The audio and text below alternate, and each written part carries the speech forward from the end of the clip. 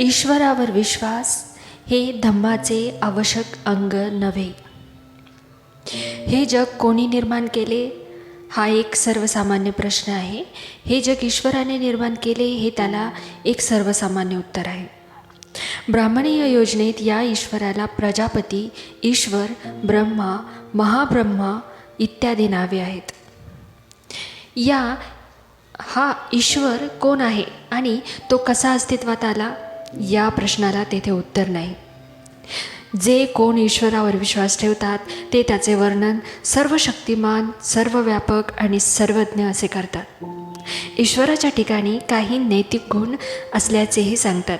असे म्हणतात की ईश्वर शिव म्हणजे चांगला, कल्याणकारी, न्यायी आणि दयाळू आहे. भगवान बुद्धांनी ईश्वराचा सृष्टीकर्ता म्हणून स्वीकार केलेला आहे काय, असा प्रश्न आहे. उत्तर आहे नाही, त्यांनी स्वीकार केलेला नाही. अशी अनेक कारणे आहेत की ज्यासाठी त्यांनी ईश्वराच्या अस्तित्वाचा सिद्धांत मान्य केलेला नाही. कोणीही ईश्वराला पाहिलेले नाही. लोक फक्त ईश्वरासंबंधी बोलतात. ईश्वर अज्ञात आणि अदृश्य आहे.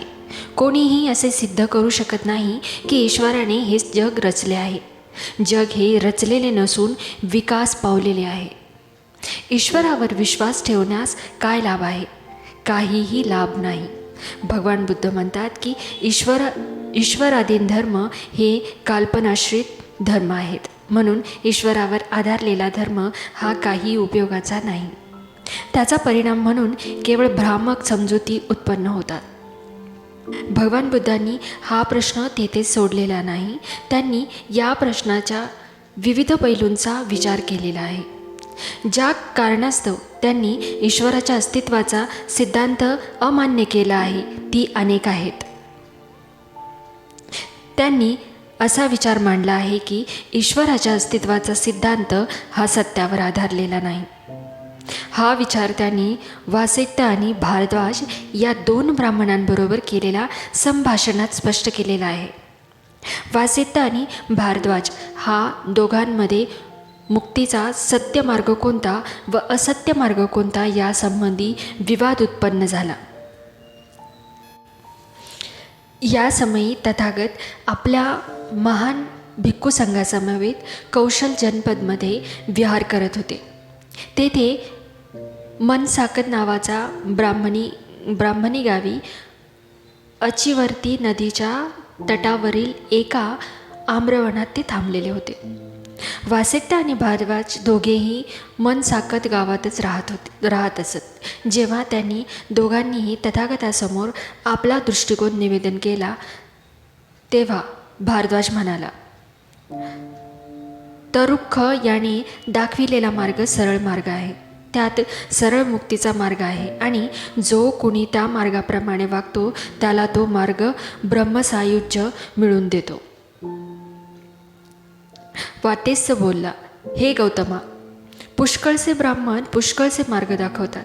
अर्धायू ब्राह्मण, तैत्तिरीय ब्राह्मण, कंचोक ब्राह्मण, त्यांच्याप्रमाणे बिहूवर्गीय ब्राह्मण हे प्रत्येक जण आपण दाखवलेल्या मार्गाने ब्रह्मसायुज्य मिळते असे म्हणतात. ज्या प्रकारे एखाद्या गावाला अथवा नगराला अनेक रस्ते असतात तरीही ते सर्व रस्ते त्या गावाला आणून पोचवितात, त्याचप्रमाणे हा ब्राह्मणांनी दाखविलेला मार्ग शेवटी ब्रह्मसायुज्याकडे नेतात. भगवान बुद्धांनी त्याला विचारले, वासिष्ठ, तुझे म्हणणे असे आहे काय की सर्वच मार्ग बरोबर आहेत? वासिष्ठ बोलला, श्रमण गौतम, होय, हेच माझे म्हणणे आहे. मग पण वासिष्ठ, या 3 वेद जाणणाऱ्या ब्राह्मणांपैकी एकाने ब्रह्माचे साक्षात समोरासमोर दर्शन घेतले आहे काय? नाही गौतमा, नाही. या 3ही वेद जाणणाऱ्या ब्राह्मणांच्या गुरुने तरी ब्राह्मणाला समोर पाहिलेले आहे काय? नाही गौतमा, नाही. कोणीही ब्रह्माला पाहिलेले नाही. कोणालाही ब्रह्माचा साक्षात्कार झालेला नाही. वासिष्ठ बोलला, होय, असेच आहे. तर मग तू असे कसे मानतोस की हे जे ब्राह्मण सांगतात ते सत्यावर आधारलेले आहे? वासित, ज्याप्रमाणे एकमेकांना धरून चालणारी आंधळ्याची माळ असते, त्यातील सर्वांच्या पुढे असलेल्यांना दिसत नाही, मध्यभागी असलेल्यांना दिसत नाही, शेवटी असलेल्यांना दिसत नाही, त्याप्रमाणेच मला वाटते या ब्राह्मणांचे शब्द आंधळ्याच्या शब्दासारखे आहेत. त्यांच्यापैकी पुढे असणाऱ्यांना दिसत नाही, मध्यभागी असणाऱ्यांना दिसत नाही, अगदी शेवटी असणाऱ्यांनाही दिसत नाही. या ब्राह्मणांचे शब्द उपहासास्पद आहेत. ते केवळ पोकळ अर्थ शब्द असून त्यात काही अर्थ नाही. वासित्य, ही गोष्ट कधी ना कधी पाहिलेल्या एखाद्या स्त्रीवर प्रेम, कधीही न पाहिलेल्या एखाद्या स्त्रीवर प्रेम करणाऱ्या माणसासारखी नाही काय? हो, तशीच आहे, वासित्याने उत्तर दिले. वासित्य, मग मला सांग, जर लोकांनी तुला विचारले, मित्रा, ज्या अतिसुंदर स्त्रीवर तू इतके प्रेम करत आहेस आणि जिची तू वांछा करीत आहेस, ती आहे तरी कोण? ती क्षत्रिय जातीची आहे की ब्राह्मण आहे, की वैश्य जातीची आहे की शूद्र जातीची आहे? सृष्टीचा तथाकथित निर्माता महाब्रह्म याच्या उत्पत्तीसंबंधी चर्चा करत असताना तथागत भारद्वाजांनी वासित्य यांना उद्देशून म्हणतात, मित्र हो, तो प्रथम जन्मास येणारा प्राणी म्हणतो, मी ब्रह्म आहे, महाब्रह्म आहे, विजेता आहे, अपराधभूत आहे, सर्वद्रष्टा आहे, सर्व अधिकारी आहे, मालक आहे, निर्माता आहे, रचणारा आहे, मुख्य आहे, व्यवस्थापक आहे, मीच माझा स्वामी आहे आणि जे आहेत आणि पुढे होणार आहे त्याचाही जनक मीच आहे. माझ्याच पासून हे सर्व जग प्राणी जन्मास आलेले आहेत. याचा अर्थ असा की जे आज आहेत आणि भविष्यकाळातही होणार आहेत त्याचा ब्रह्मा हाच पिता आहे. तुझे म्हणणे असे आहे का? तुझे म्हणणे असे आहे की पूज्य विजेता अपराभूत जे आहेत आणि होणारे आहेत, ज्यांचा जनक, ज्याच्यामुळे सर्वाची उत्पत्ती झाली, असा जो ब्रह्म आहे तो स्थायी आहे, सतत राहणार आहे. तर मग त्या ब्रह्माने उत्पन्न केलेल्या आम्ही इहलोकी येऊन अस्थायी, अनित्य, परिवर्तनशील, अल्पजीवी, मरणधर्मी कसे झालो? या प्रश्नाला वासित्याजवळ उत्तर नव्हते. तथागतांचा तिसरा विचार ईश्वराच्या सर्व शक्तीसंबंधीचा होता. जर ईश्वर सर्व शक्तिमान आहे आणि सर्व सृष्टीचे तो बलतत्वर कारण आहे, तर त्यामुळे माणसाच्या मनात काहीही कार्य करण्याची स्वतःची इच्छा असणे शक्य नाही. त्याला काही कारणाचीही आवश्यकता नाही, काही करण्याचीही त्याला इच्छा किंवा प्रयत्न करण्याचा संकल्पही स्फुरणार नाही. यामुळे मनुष्य प्राणी म्हणजे या जगातील कोणतेही कार्य ज्याला करावे लागत नाही असा एक निष्क्रिय प्राणी ठरेल. असे जर आहे तर ब्रह्माने माणसाला निर्माणच का केले? यालाही वासित्याजवळ उत्तर नव्हते. तथागतांचा चौथा विचार असा होता की जर ईश्वर शिवस्वरूप म्हणजे कल्याणकारी आहे, तर माणसे खुनी, चोर, व्यभिचारी, खोटे बोलणारे, निंदक, बकवास करणारी, लोभी, दोषी, विकृत अशी का होतात? याचे कारण ईश्वरच असला पाहिजे. शिवस्वरूप ईश्वराच्या अस्तित्वात हे कसे काय शक्य आहे? तथागतांचा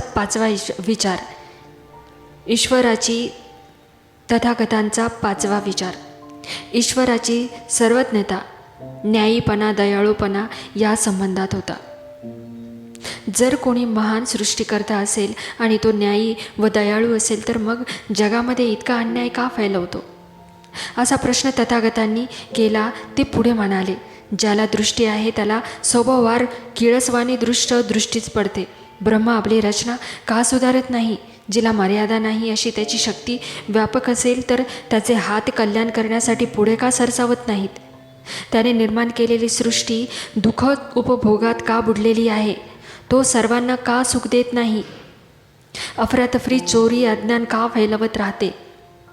असत्य रस्त्यावरती का मात करते? असत्य सत्यावर का मात करते? सत्य आणि न्याय पराभूत का होतात? माझ्या मते अन्यायाला आश्रय देण्यासाठी जन निर्माण करणारा हा तुमचा ब्रह्म परमान्यायी ठरतो. सर्व प्राणीमात्रांना व्यापणारा तुमचा जो ईश्वर आहे, जो त्या प्राणीमात्राचा सुखी व दुःखी बनवितो, त्याच्याकडून पाप अथवा पुण्य करवितो. तो ईश्वर स्वतः पापाने कलंकित आहे. एक तर मनुष्य त्या ईश्वराच्या इच्छेप्रमाणे वागत नसावा, किंवा तो ईश्वर तरी न्यायी आणि चांगला नसावा, अथवा तो आंधळा असावा. तथागतांचा ईश्वराच्या अस्तित्वाचा सिद्धांतासंबंधीचा शेवटचा विचार असा होता की ईश्वराच्या अस्तित्वाच्या सिद्धांतासंबंधी चर्चा करण्यासाठी काहीही लाभ नाही. तथागतांच्या मते धर्माचे केंद्र हे मनुष्याचा देवाशी असणारा संबंध यामध्ये नाही, ते माणसांच्या संबंधात आहे. धर्माचा हेतू सर्व माणसे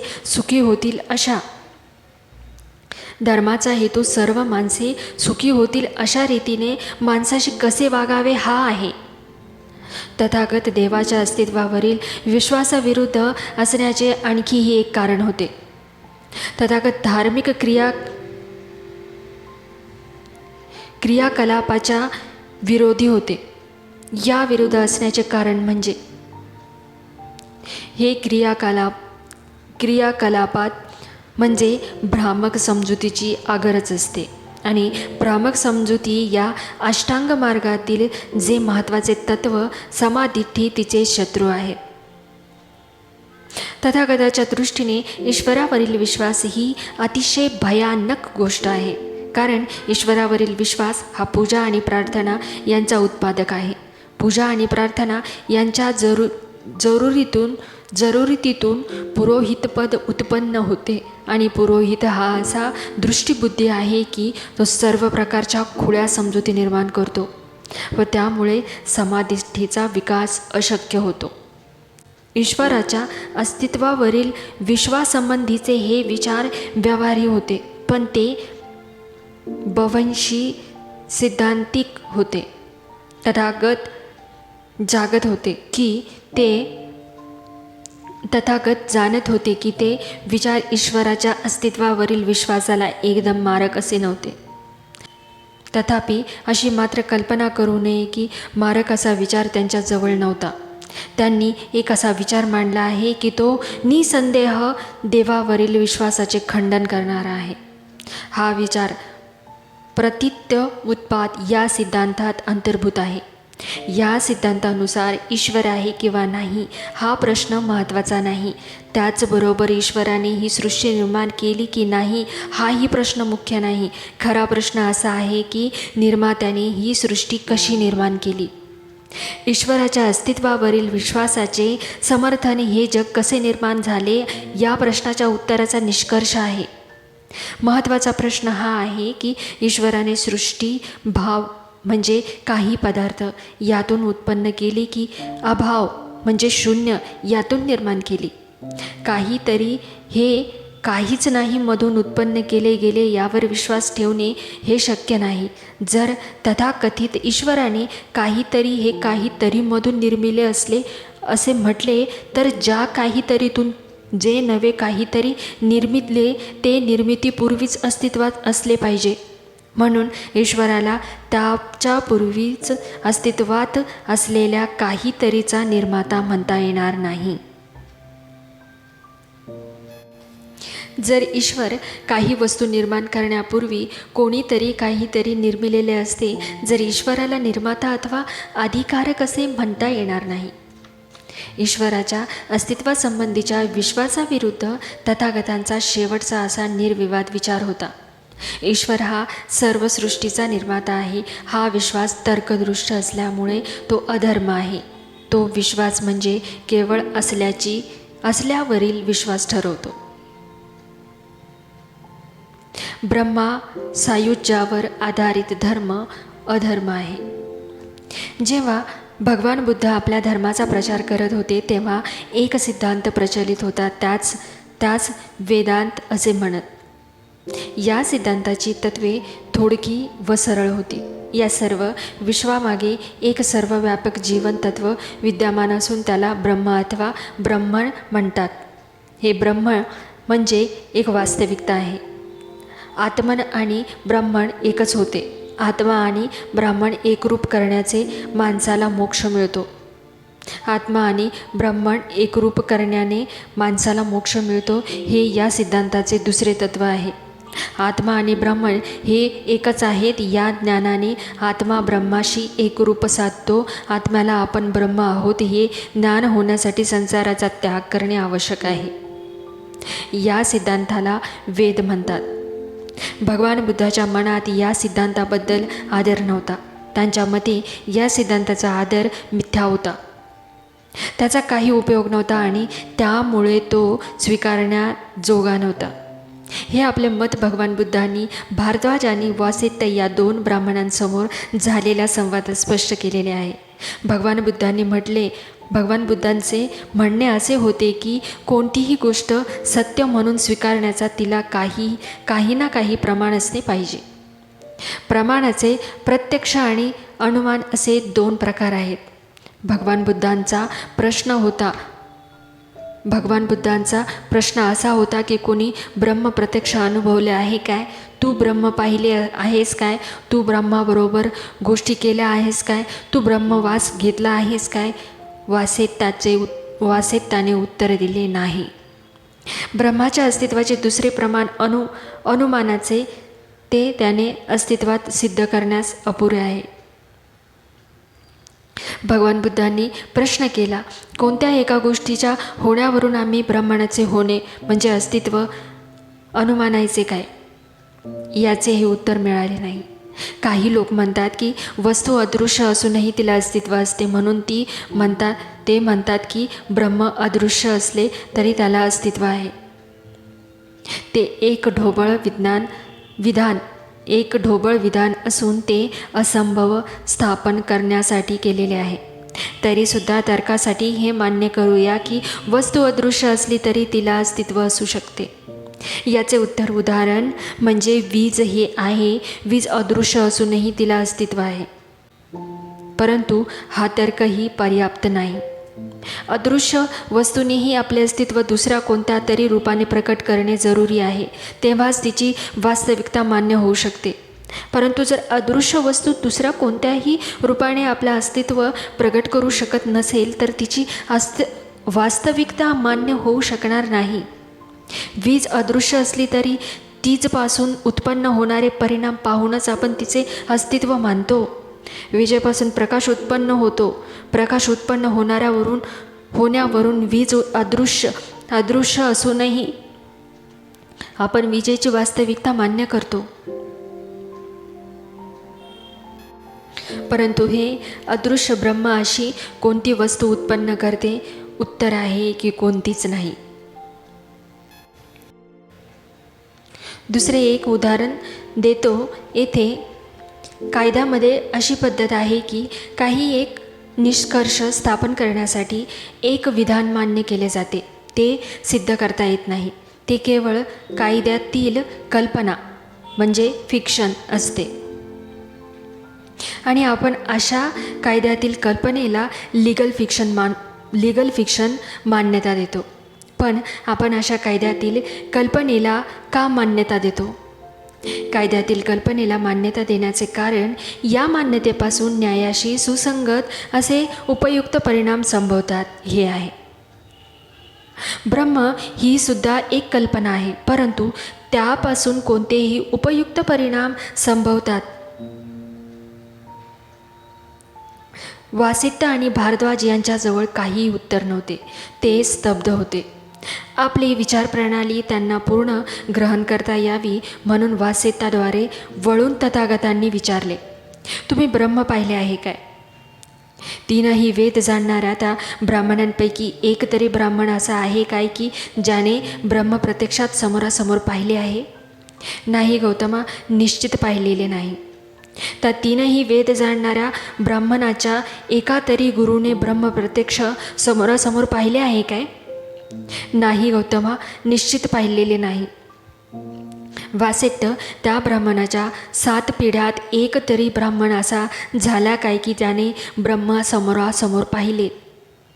नाही गौतमा, निश्चित पाहिलेले नाही. ठीक, वासिष्ठा, ब्राह्मणाच्या पुरातन ऋषींनी तरी असे म्हटले आहे काय? असे म्हटले होते काय की आम्ही ब्रह्मा जाणतो, आम्ही ते कुठे आहेत, इथे आहेत, तिथे आहेत, ते पाहिलेले आहेत? नाही, नाही गौतमा, नाही. तथागत त्या 2 ब्राह्मण तरुणांना प्रश्न विचारित राहिले. मग वासेट्ट, तुला असे वाटत नाही काय की यावरून त्या ब्राह्मणाच्या सायुज्यांच्या गोष्टी मूर्खपणाच्या थापा होत्या? वासेट्टा, ज्याप्रमाणे एकमेकांना धरून चालणाऱ्या आंधळ्याची माळ असते, त्यातील सर्वांमध्ये सर्वांच्या पुढे वासेट्टा, ज्याप्रमाणे एकमेकांना धरून चालणारी आंधळ्याची माळ असते, त्यातील सर्वात पुढे असणाऱ्यांना दिसत नाही, मध्यभागी असणाऱ्यांना दिसत नाही, शेवटी असणाऱ्यांनाही दिसत नाही, त्याचप्रमाणे मला वाटते या ब्राह्मणांचे शब्द आंधळ्याच्या शब्दासारखे आहेत. त्यांच्यापैकी पुढे असणाऱ्याला दिसत नाही, मध्यभागी असणाऱ्यालाही दिसत नाही, अगदी शेवटी असणाऱ्यालाही दिसत नाही.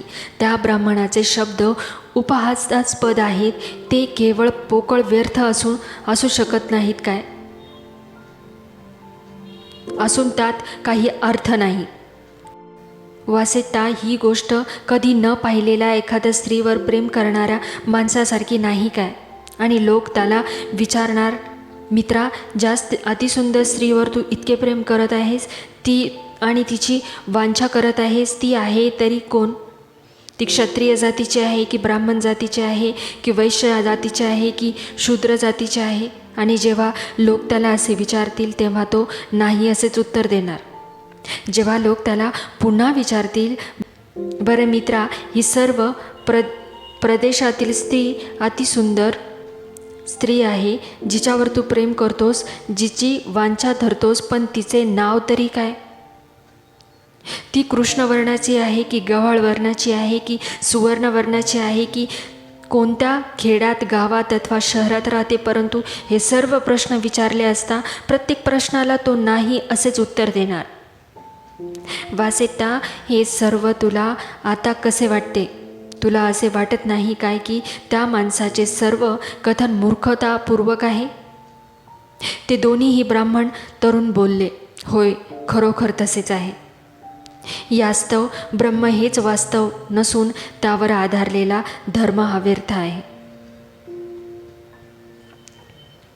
आत्म्यावरील विश्वास हा अधर्म आहे.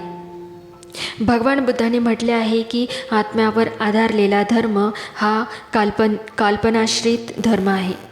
कोणीही आत्मा पाहिलेला नाही किंवा आत्म्याशी संभाषण केलेले नाही. आत्मा अज्ञात आणि अदृश्य आहे. जी गोष्ट वास्तव आहे ती गोष्ट आत्मा नसून मन आहे. मन हे आत्म्यापासून भिन्न आहे. तथागत म्हणाले, आत्म्यावर विश्वास ठेवणे निरुपयोगी आहे, म्हणून आत्म्यावर आधारलेला धर्म आपल्याला योग्य नाही. असा धर्म केवळ भ्रामक समजुतीचा जनक ठरतो. भगवान बुद्धांनी हा प्रश्न येथेच सोडलेला नाही. त्यांनी त्या प्रश्नाचे सांगोपांग चर्चा केलेली आहे. भगवान बुद्धांनी हा प्रश्न येथे सोडलेला नाही. त्यांनी त्या प्रश्नाची सांगोपांग चर्चा केलेली आहे. आत्म्याच्या अस्तित्वावरील विश्वास हा देखील विश्वासाइतकाच सर्वसाधारण आहे. आत्म्याच्या अस्तित्वावरील विश्वास हे ब्राह्मणी धर्माचे एक अंग आहे. ब्राह्मणी धर्मात जीवाला आत्मा किंवा आत्मन संबोधितात. ब्राह्मणी धर्मात आत्मा हे त्या तत्वविशेषाला नाव देण्यात आलेले आहे की जे शरीरापासून वेगळे परंतु शरीराच्या आत आणि जन्मापासून शरीरात वास्तव्य करते. आत्म्याच्या अस्तित्वावरील विश्वासात तदनुषंगिक दुसरेही विश्वास अंतर्भूत होतात. आत्मा शरीराबरोबर मरण पावत नाही. तो दुसऱ्या जन्माच्या वेळी दुसऱ्या शरीरात जन्म घेतो. शरीर हे आत्म्याचा एक पेहराव आहे. भगवान बुद्ध आत्म्यावर विश्वास ठेवीत असत काय? नाही, ते विश्वास ठेवत नसे. आत्म्यासंबंधी त्यांच्या सिद्धांताला आत्मत्वाद असे म्हणतात. अशरीर आत्मा मानला तर त्याच्या संबंधाने अनेक प्रश्न उद्भवतात. आत्मा काय आहे, तो कोठून आला, शरीराच्या मृत्यूनंतर त्याचे काय होते, तो कोठे जातो, शरीराच्या मृत्यूनंतर तो परलोकात कोणत्या स्वरूपात राहतो, किती काळ राहतो, तो तेथे राहतो, या सर्व प्रश्नांची उत्तरे बुद्धांनी आत्म्याचे अस्तित्व मानणाऱ्या लोकांकडून मागितले. आत्म्याला फेर तपासणी, आत्म्याची कल्पना किती अस्पष्ट आहे हे त्यांनी आपल्या नेहमीच्या पद्धतीने दाखविले.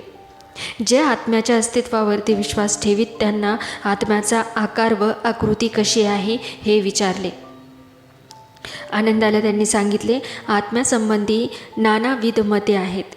काही लोक म्हणतात माझ्या आत्म्याला आकार आहे आणि तो अत्यंत सूक्ष्म आहे. दुसरे काही म्हणतात की आत्म्याचं स्वरूप आहे, तो अनंत आहे आणि सूक्ष्मही आहे. आणखी काही असे म्हणतात की तो निराकार आहे, अनंत आहे. आनंद संबंधी नाना प्रकारची मते आहेत. जे आत्म्याच्या अस्तित्वावर विश्वास ठेवतात आणि आत्म्यासंबंधी कल्पना काय आहे हाही बुद्धांना दुसरा प्रश्न होता.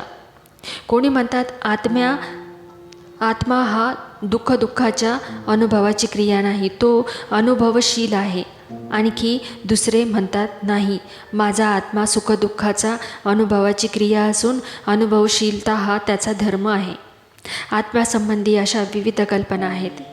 यानंतर बुद्धांनी जे आत्म्याच्या अस्तित्वावर विश्वास ठेवतात त्यांना शरीराच्या मरणोत्तर आत्म्याची काय स्थिती होते असा प्रश्न विचारला. त्यांनी असाही प्रश्न विचारला की शरीराच्या मृत्यूनंतर आत्मा पाहता येतो काय. त्यांना अगणित उत्तरे अस्पष्ट मिळाली. शरीराच्या मृत्यूनंतर आत्मा आपला आकार कायम राखू शकतो काय, यासंबंधी त्यांना 8 भिन्न काल्पनिक उत्तरे मिळाली. आत्मा शरीराबरोबर मरण पावतो काय, यासंबंधीही त्यांना अगणित कल्पना आढळल्या. तथागतांनी शरीराच्या मृत्यूनंतर आत्मा सुखी असतो की दुःखी असतो हाही प्रश्न विचारला. शरीराच्या मृत्यूनंतर आत्मा सुखी असतो काय, यासंबंधी श्रमण ब्राह्मणांच्या ची मते भिन्न भिन्न होती. काही म्हणाले की तो अतिशय दुःखी असतो, काही म्हणाले की तो सुखी असतो, इतर काही म्हटले की तो सुखी व दुःखी असतो व इतर म्हणाले की तो सुखी अथवा दुःखी असतो. आत्म्याच्या अस्तित्वाच्या विश्वासावरील या सर्व सिद्धांताला त्यांनी दिलेले उत्तर चुंदाला त्यांनी दिलेल्या उत्तरासारखेच होते. चुंदाला ते म्हणाले, हे चुंद, जे श्रमण ब्राह्मण या मतांपैकी कोणत्याही एका मतावर विश्वास ठेवतात त्यांच्याकडे जाऊन मी त्यांना विचारतो, मित्रांनो, हे तुमचे म्हणणे ठीक आहे काय. आणि ते उत्तर देतात, होय, माझेच मत खरे. दुसरी मते मूर्खपणाची आहेत. मी त्यांचे मत स्वीकारत नाही. का? कारण लोकांची या विषयासंबंधी भिन्न मते आहेत. त्यांनी त्यांची मते मी माझ्या मतापेक्षा श्रेष्ठ मानित नाही. एवढेच काय, ती माझ्या मताच्या तोडीचीही मी मानत नाही. आता एक महत्त्वपूर्ण प्रश्न पुढे येतो, तो असा की आत्म्यावरील विश्वासाच्या सिद्धांतावरील भगवान बुद्धांची विचारसरणी काय होती. उर्वरित भाग पुढच्या भागामध्ये बघूया. नमो बुद्धाय.